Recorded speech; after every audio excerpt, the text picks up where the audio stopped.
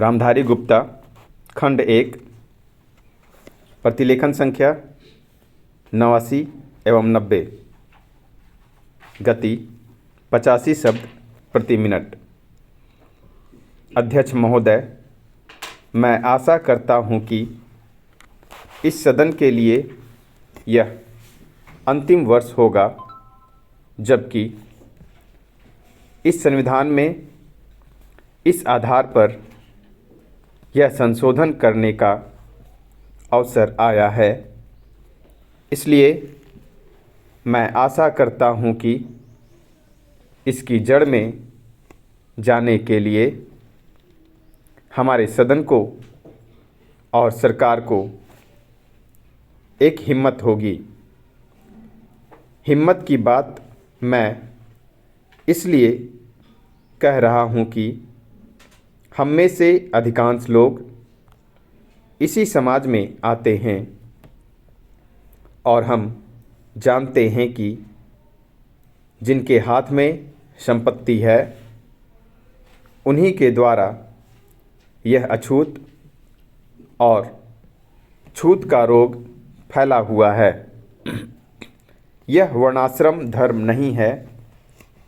हमारे यहाँ यह धनाश्रम धर्म है, संपत्ति पर आधारित है और इसके लिए मैं इतनी ही आशा कर लेता हूँ कि आज अभी जो देश के विभिन्न भागों में ज़मीन कुछ हाथों में केंद्रित है, जब तक ज़मीन के एकाधिकार को हम नहीं तोड़ सकेंगे, जो कुछ लोग सैकड़ों और हजारों एकड़ रखे हुए हैं, जिनमें अधिकांश सदस्य भी इस सदन में सम्मिलित हैं, तब तक यह समस्या हल नहीं होगी।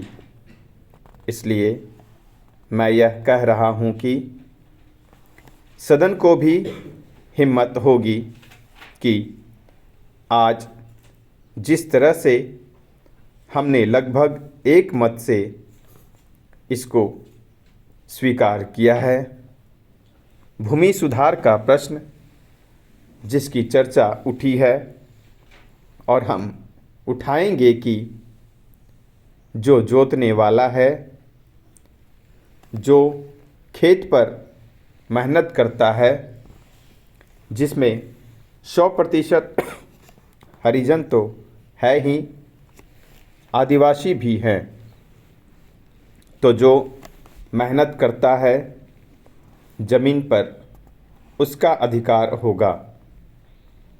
सदन को यह हिम्मत होगी कि वह इस चीज़ को करें, यह मैं आशा करता हूँ, और नहीं होगा तो मैं समझता हूँ कि यह हमारे लिए एक ढकोसला होगा। यही आग्रह मैं सभी लोगों से करता हूँ कि भूमि के प्रश्न को सुधारे बिना अछूतोद्धार नहीं होने वाला है और न राष्ट्रीय उत्थान होने वाला है।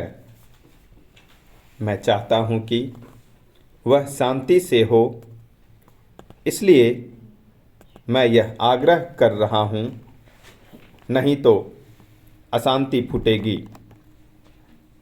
लेकिन हम चाहते हैं कि शांति से हो, इसलिए मैं फिर आग्रह कर रहा हूँ कि दल और पार्टी की दीवार तोड़कर हम इस प्रश्न को लें और केंद्रीय सरकार भी हिम्मत करें।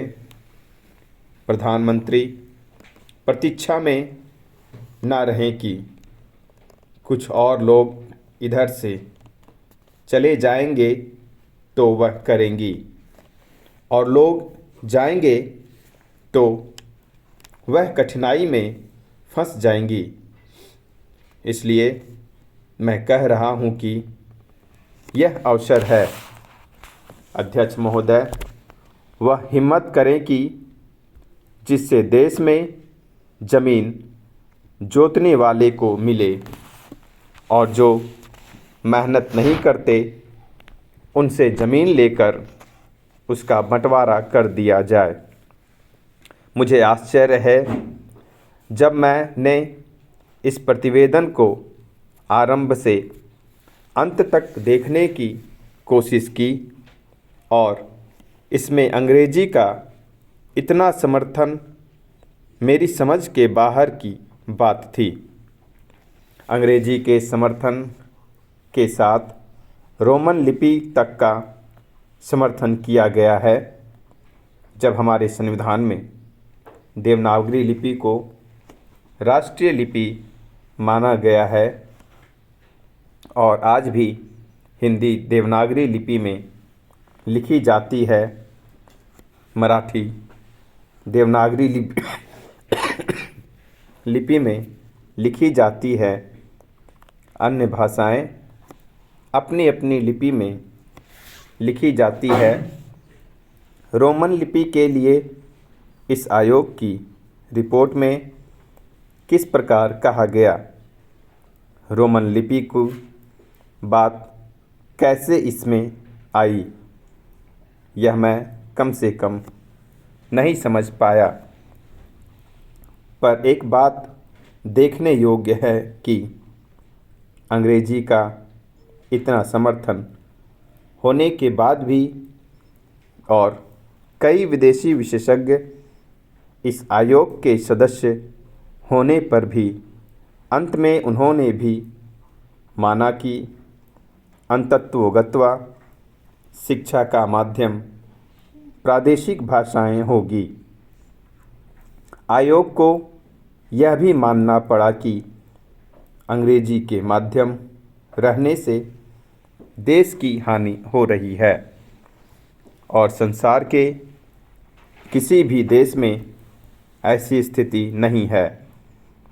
आयोग स्वयं इस बात को स्वीकार करता है कि इस प्रकार विदेशी भाषा के माध्यम से हमारे देश की कितनी हानि हो रही है।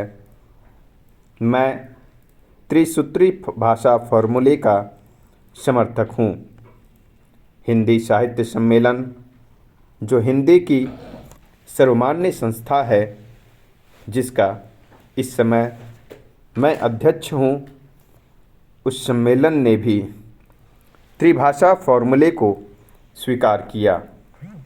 यद्यपि हम यह उचित समझते थे कि द्विभाषा फॉर्मूला रहता, एक मातृभाषा और दूसरी राष्ट्रभाषा, लेकिन हमें इस बात का भय था कि यदि द्विभाषा फॉर्मूला रहेगा तो मातृभाषा और अंग्रेजी रहेगी।